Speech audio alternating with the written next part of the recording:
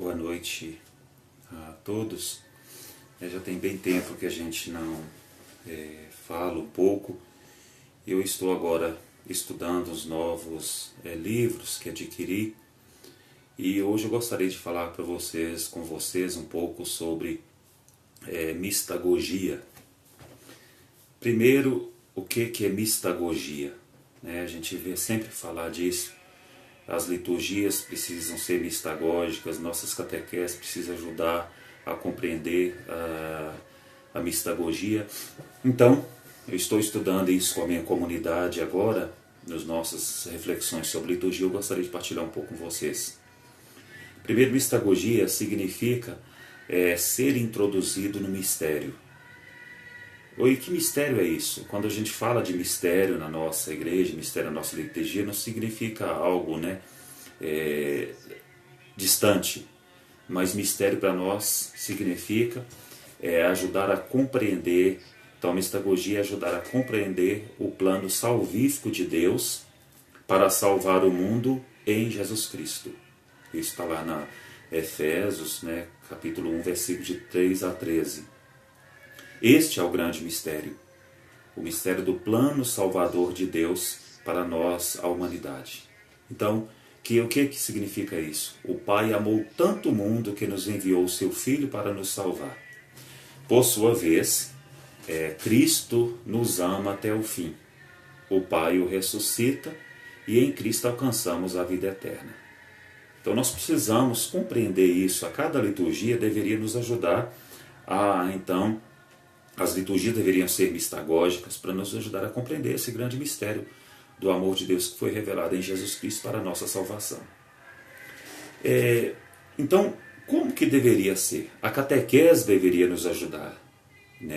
É pena que até hoje, mesmo depois do Concílio Vaticano II, com a catequese renovada, que tenta resgatar isso, como era nas primeiras comunidades, nas catequeses dos primeiros padres, em que, a partir do espaço celebrativo, a partir da liturgia, tanto os catecúmenos como os neófitos, ou seja, os neobatizados, compreendiam aquilo que eles acabavam de celebrar. Então a catequese hoje deveria ajudar o batizado a ter uma participação plena, ativa e frutuosa na liturgia. E ajudar então o catequizando a fazer a experiência dos símbolos, dos gestos celebrados, que o educa e o leva a experimentar os sinais tão simples e tão humanos da liturgia. Não como elementos deste mundo, mas aos olhos da fé, também como realidade divina. Então a gente vai tentar compreender um pouco isso. A liturgia e a catequese não podem andar separadas. Então, infelizmente, ainda temos hoje manuais de catequese, de perguntas e respostas, encontros catequéticos que funcionam da forma de aula, aluno, chamam de alunos, professoras, ou seja, os catequizandos ainda enfileirados, e a catequista como ou o catequista aquele que vem ensinar e os alunos a aprender, mas não parte da experiência de fé, da vivência. Então, a catequese e a liturgia deveriam sempre andar juntas. Anunciar, celebrar e viver a fé. E isso tem que ser um só culto, como eram as primeiras comunidades. Celebrava-se como vivia e acreditava. Então, quando o próprio Santo Ambrósio mesmo, ele nas suas homilias, muitas vezes ele dizia, nós estamos diante do mistagogo, que era o altar. Ele, o centro das nossas vidas. Então, quando ele ia direcionar aqueles que haviam acabado de receber a Eucaristia, principalmente na Vigília Pascal, eles falavam: vocês que se aproximaram do centro da nossa fé, vocês que se aproximaram da pedra angular. Então, ali estava o altar, ali estavam os elementos que ajudavam a compreender aquilo. Então, não era uma vivência desvinculada. Hoje, o altar está lá no fundo da igreja, o povo enfileirado. É muito estranho às vezes isso, é triste ainda termos essa visão, e principalmente nós aqui de Minas Gerais, não conseguimos ainda sair do período barroco, de uma igreja, de uma celebração passiva, em que nós vamos para assistir. Então, por isso, todo mundo enfileirado, o presbitério parece mais um palco. Então, precisamos resgatar isso, como na liturgia eucarística, na oração eucarística, anáfora número 1, oração eucarística número 1, que fala, né? Rezemos por todos que estão distantes e daqueles que circundam o altar. Circundar significa o quê? Está em volta do altar. Como que circunda se estamos lá, o altar lá no fundão, e nós enfileirados, né, sem formar esse corpo que é a igreja? E é um dos exemplos, veremos outros. Até meados do século V, ou seja, até o ano 400 e pouco da era cristã, era comum o batismo de adultos após uma longa preparação chamada de catecumenato. Ou seja, fazer o caminho com Jesus Cristo na sua igreja, compreendendo ali os mistérios que aquela pessoa iria celebrar. Outro fato triste hoje, e que eu não aceito mesmo, posso me tornar um chato, um padre exigente, mas não gosto mesmo e não permito um sacramento de qualquer forma. Como é triste, as pessoas colocam suas crianças na catequese para aprender a rezar. E ela tem que ter uma etapa. Aí ali, cumpriu aquele tempo, ela precisa receber um diploma que é uma hóstia. Não. Sacramento é vivência. E assim vai com a crisma e tantos outros sacramentos. Matrimônio nem se fala. Esse passa longe a vivência sacramental. É mais um ato social, muito menos religioso, piedoso, celebrativo.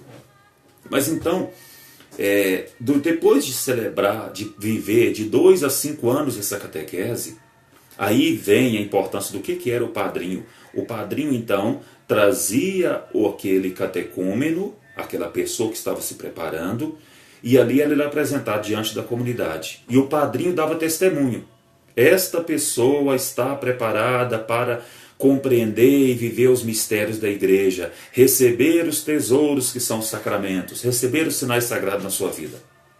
Como nós podemos hoje falar de testemunho, sendo que os padrinhos que escolhem para os nossos filhos são pessoas que às vezes nem vão à igreja, são pessoas que são contrárias à fé católica, são pessoas que não dão testemunho, digo nem de fé, nem testemunho às vezes humano. Ah não, mas é amigo meu, é amigo do meu marido, é amigo de fulano de tal de boteco. Não, precisamos separar isso. Amizade é uma coisa. Exemplo para ser padrinho ou madrinha de algo sagrado é bem diferente. Então isso nas primeiras comunidades estava muito entrelaçado. Não separava fé da vida e vida da fé. Aí as pessoas então poderiam, de fato, celebrar os mistérios em suas vidas, receber os sacramentos. E existia então essa rica preparação primeiro, e depois uma experiência de itinerário de catequese com a celebração da palavra. Então, esses catecúmenos não participavam da Eucaristia na sua totalidade. Ficava até o momento das preces. Então ali, eles iam sendo preparados com a palavra de Deus, e logo após eram despedidos, e os outros só ficavam. Então tinha todo um mistério celebrativo, que eles não podiam participar do restante, que era do banquete eucarístico. Então, diante disso, da celebração da palavra, as bênçãos que recebiam, os exorcismos, que nós não devemos não compreender, os exorcismos não estão falando de expulsão do diabo, que o povo fica tirando por aí, não. Entrega do creio, entrega do Pai Nosso. Então eram etapas que eram vividas com intensa profundidade, intensa piedade. E com isso os escrutinos e aquela conversão progressiva, preparando o candidato até chegar à mãe de toda a celebração, o cume de toda a vida da fé da igreja, que é a Vigília Pascal. E na Vigília Pascal, então, ali eles recebiam os 3 sacramentos da iniciação. O batismo, a Eucaristia e a crisma. Então, era algo muito profundo. Então, existe, com isso, na Vigília Pascal, só lembrando que os mistérios são esses. São todos os atos. Então, mistagogia, ajudar a compreender ou entrar no mistério. Que mistérios são esses? são todos os atos salvíficos protagonizados por Jesus neste mundo, como também os acontecimentos que envolvem a sua pessoa, a encarnação, sua paixão, morte, ressurreição, ascensão. Tudo isso, então, atingia e deve atingir até hoje os batizados, que formam, então, o corpo místico da esposa, que é a igreja. Nós vamos nos preparando para, então, irmos ao encontro. Nós, a igreja, nos preparamos para ir ao encontro, nós, a amada, a esposa, ir ao encontro do noivo do amado, que é Jesus Cristo. Então, durante o período pascal, depois então que eles recebiam os sacramentos, então tinha toda essa preparação, recebia os sacramentos, aí via então esse período mistagógico profundo, que era o período pascal. Então ali os santos padres aprofundavam tão bem diante das leituras, como por exemplo, esses batizados, então, ou seja, quando se falava dos gestos e dos ritos realizados na vigília, conduzia então esses iniciados na vivência sacramental a uma realidade mística interior daqueles mistérios que foram celebrados. Passando dos sacramentos aos mistérios, ou seja, partimos do visível ao invisível. Do sinal sacramental, por exemplo, a água, quais sinais que eram usados ali durante aqueles ritos? A água, a luz, o pão, o vinho, a veste branca, para o mistério da salvação. Então, água. Aí, passei pela água, para sermos fonte de água viva. Luz, para sermos luz no mundo. Pão, para alimentarmos o irmão que sofre. E todas as outras coisas. Então, pão do céu, enfim, para a vida eterna. Então, o Santo Ambrósio, que é um dos que é mais profundo nisso, ele dizia, ao fazer a homilia no tempo pascal sobre os sacramentos, ele diz: entrastes, viste a água. Ou seja, entraste na fonte, viste a água. Vistes o bispo, vistes o levita, ou o sacerdote. Alguns talvez digam, é só isso? Ou seja, é só entrar nessa fonte, ver o bispo, ver o presbítero, o sacerdote? Aí era a pergunta que ele fazia durante a sua homilia. Alguns podem dizer, daqueles que acabaram de receber, mas é só isso?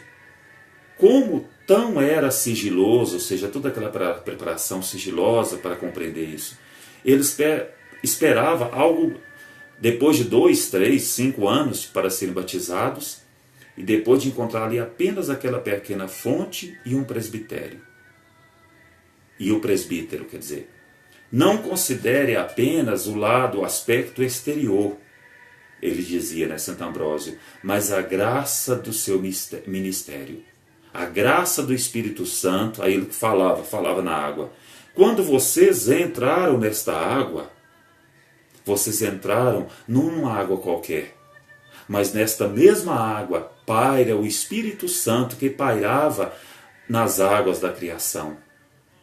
Quando vocês entraram dentro desta fonte, vocês não entraram somente dentro de uma fonte qualquer, mas vocês também atravessaram o Mar Vermelho na força libertadora do mesmo. E tantos outros sinais que ele usava para falar dessa questão da água. Por exemplo, a veste branca, o amor que agora vocês foram revestidos através da veste branca. Não é uma veste branca qualquer, mas vocês precisam carregar a pureza da vida que vocês acabaram de receber. Vocês precisam ser presença do ressuscitado, presença divina na vida das pessoas. Eles também, os santos padres, se valiam dos ritos litúrgicos para fazer uma catequese inteiramente apoiada na Sagrada Eucaristia, ajudando os recém-batizados a dar conta da grandeza do que havia ocorrido. Então, nesta catequese, eles faziam compreender, passava do exterior. Não era um simples pão, não era um simples altar, não era um simples ambão, e assim tantos outros ritos, não era um simples óleo, ajudava a compreender. Do visível, voltemos lá, daquele visível que é a água, compreender que naquela água está o Espírito Santo, que criou a humanidade, criou o mundo, o Espírito Santo que ajudou na libertação do povo do Egito, a água que saciou a sede do povo no deserto, que são as bênçãos, né? A oração de bênção das 7 bênçãos da água batismal. Lembrando então que na igreja, na iniciação da igreja do século I ao V, durante a vigília pascal, os adultos desciam à fonte batismal e eram imergidos, ou seja, algumas fontes tinham 3 degraus, outras, mas principalmente com 7 degraus, descer os 7 pecados capitais. E aí como que era bonito. Eu desço da minha vida cheia de pecado, da minha antiga vida, entro na fonte. E ali, no túmulo aquoso, eu morro com Cristo. E ali então, depois eles subiam 7 degraus, ou seja, eram renascidos do Espírito Santo. E quem estava esperando? O bispo. O bispo esperava para ali ungí-los com o óleo do crisma. Ou seja, foram renascidos pela graça do Espírito Santo, agora se tornam ungidos, ou seja, se torna o próprio Cristo para ser sua presença, seu perfume no mundo. Então, era muito bonito e precisamos resgatar isso, essa beleza da celebração, não fazer as coisas de quaisquer jeitos, quaisquer formas.